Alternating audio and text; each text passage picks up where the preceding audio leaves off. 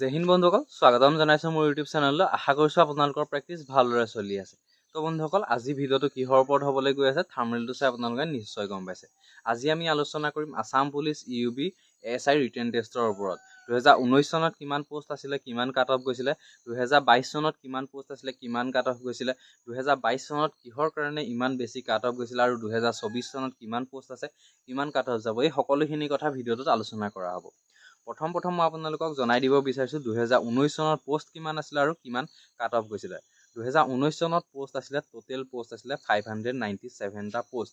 তাতে কি হৈছিলে, ফাৰ্ষ্ট আপোনালোকৰ যেতিয়া ৰিটেন টেষ্ট অনুষ্ঠিত হৈছিলে তাত আপোনালোকৰ পেপাৰ লিক হৈছিলে, তাৰ পাছত আপোনালোকৰ পুনৰ ৰিটেন টেষ্ট অনুষ্ঠিত কৰা হৈছিলে আৰু তেতিয়া আপোনালোকৰ 107টা পোষ্ট বঢ়াই দিয়া হৈছিলে। টোটেল মিলি হৈছিলেগে 597টা পোষ্ট।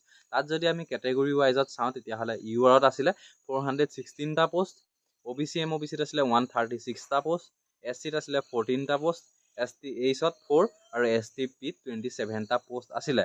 আৰু এই 2019 চনৰ যদি আমি কাট অফ লিষ্টখন চাওঁ তেনেহ'লে আমি গম পাম কেটেগৰী ৱাইজত UR মেইলৰ গৈছিলে 40ৰ পৰা 45ৰ ভিতৰত, ফিমেলৰ গৈছিলে 34ৰ পৰা 39ৰ ভিতৰত, OBC MOBC 35ৰ পৰা 40ৰ ভিতৰত গৈছিলে মেইলৰ, ফিমেলৰ 25ৰ পৰা 30ৰ ভিতৰত গৈছিলে, SC 37ৰ পৰা 42ৰ ভিতৰত গৈছিলে মেইলৰ, ফিমেলৰ 30ৰ পৰা 35ৰ ভিতৰত গৈছিলে আৰু EWSৰ 38ৰ পৰা 43ৰ ভিতৰত মেইলৰ গৈছিলে, ফিমেলৰ 30ৰ পৰা 35ৰ ভিতৰত গৈছিলে। বহুত এটা ধুনীয়া কাট অফ গৈছিলে, মানে কি কম কাট অফ গৈছিলে 2019 চনৰ যোনটো SI ৰিটেন টেষ্ট হৈছিলে। এতিয়া হ'ল 2022 চনত কিমান পোষ্ট আছিলে। 2022 চনত পোষ্ট আছিলে টোটেল 306টা পোষ্ট আছিলে। আৰু তাতে যদি আমি কেটেগৰী ৱাইজত চাওঁ তাতে আপোনালোকৰ URত 126টা, OBC MOBCত 83টা, SCত 21টা, ST Hত 15, ST P 31 আৰু EWSত 30টা পোষ্ট আছিলে।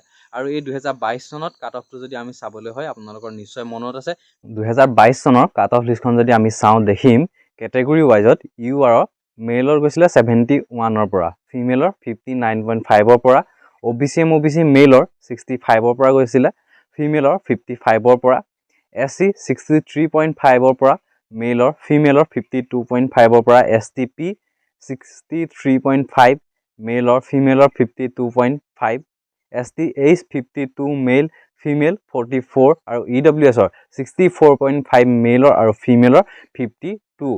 এতিয়া মেইন কথাটো হ'ল 2022 চনত SI ইমান বেছি কাট অফ কিহৰ কাৰণে গৈছিল। আমি যদি চাবলৈ হয় তেনেহ'লে গম পাম যে এক্সাম পেটাৰ্ণটোৰ কাৰণে 2022 চনৰ কাট অফটো ইমান বেছি গৈছিলে।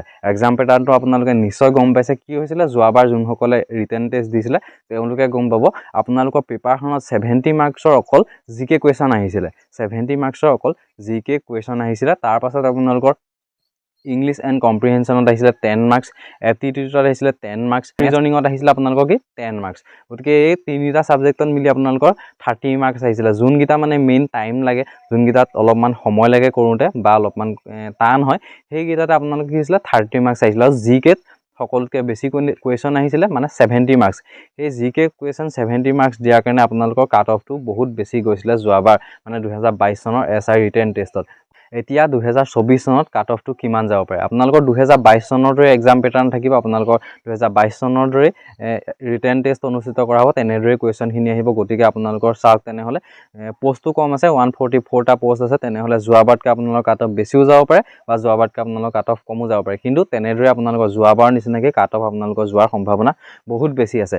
এতিয়া কথাটো হ'ল আপোনালোকৰ ৰিটেন টেষ্ট কেতিয়া অনুষ্ঠিত কৰা হ'ব। যোৱাকালি এটা মই ভিডিঅ' দিছিলোঁ, তাত কৈছিলোঁ আপোনালোকৰ ডিচেম্বৰ মাহতো ৰিটেন টেষ্ট অনুষ্ঠিত কৰিব পাৰে বা জানুৱাৰী ফেব্ৰুৱাৰী এনেদৰে মই কৈছিলোঁ। কিন্তু তাতে কমেণ্ট বহুতে আহিছিলে যে ডিচেম্বৰত টেটৰ পৰীক্ষা আছে, জানুৱাৰীত ইলেকশ্যন আছে, ফেব্ৰুৱাৰীত আপোনালোকৰ মেট্ৰিক হায়াৰ ছেকেণ্ডেৰী পৰীক্ষা আছে।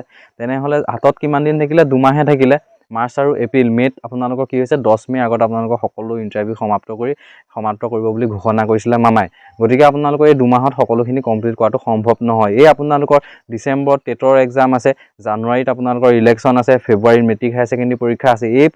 এইবিলাকৰ মাজতে আপোনালোকৰ কি হৈছে ৰিটেন টেষ্ট অনুষ্ঠিত কৰা হ'ব। লাগিলে সেই আছাম পুলিচ ABB কনষ্টেবল হওক বা আছাম পুলিচ ABB SI হওক, এইবিলাকৰ মাজতে আপোনালোকৰ ৰিটেন টেষ্টটো অনুষ্ঠিত কৰা হ'ব। গতিকে আপোনালোকে নিজকে সাজু কৰি ৰাখক। আপোনালোকে যে 10-15 দিনৰ ভিতৰতো যদি ৰিটেন টেষ্ট অনুষ্ঠিত কৰে তেনেহ'লে আপোনালোকে ভালদৰে ৰিটেন টেষ্টটো দিব পাৰিব। গতিকে ভিডিঅ'টো ইমানখিনি আছিলে আৰু বিশেষ কথা ক'বলগীয়া একো নাই।